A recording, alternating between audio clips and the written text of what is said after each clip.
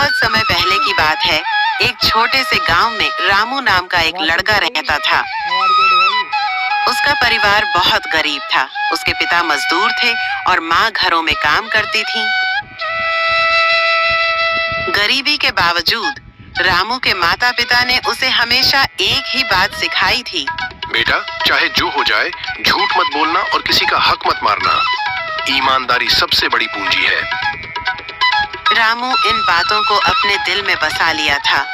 वह बचपन से ही सीधा सादा और सच्चा था। गांव के लोग उसकी ईमानदारी की मिसाल देते थे। एक दिन की बात है, गांव में मेले का आयोजन हुआ। रामू भी वहां गया। मेले में तरह तरह की दुकानें लगी थीं। मिठाइयाँ, खिलौने, कपड़े और भी बहुत कुछ। रामू के पास बस 5 रुपए थे। उसने सोचा कि कुछ मिठाई खा ले। वह एक दुकान पर गया और जलेबी खरीदने लगा।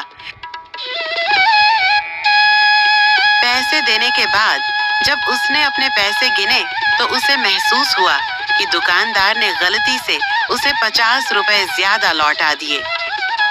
रामू ने तुरंत दौड़कर दुकानदार को पैसे लौटाए और बोला, काका, आपने गलती से मुझे ज्यादा पैसे दे दिए हैं।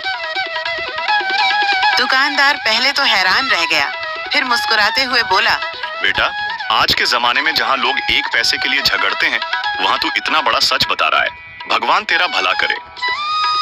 उसने रामू को इनाम में 2 मिठाइयाँ दी, लेकिन रामू ने कहा, काका, इनाम की जरूरत नहीं, मैंने तो अपना फर्ज निभाया है। दुकानदार ने उसकी पीठ थपथपाई और मन ही मन उस बच्चे की ईमानदारी से प्रभावित हुआ। कुछ महीनों बाद गांव में सूखा पड़ गया। लोगों की हालत बहुत खराब हो गई। काम की कमी के कारण रामू के पिता शहर चले गए। घर का खर्च चलाना मुश्किल हो गया। रामू रोज खेतों और जंगलों में लकड़ी बटोरने जाता ताकि उसे बेचकर कुछ पैसे ला सके। एक दिन जंगल में लकड़ी काटते काटते उसे एक चमचमाती थैली दिखी। उसने खोलकर देखा तो उसमें सोने के सिक्के थे।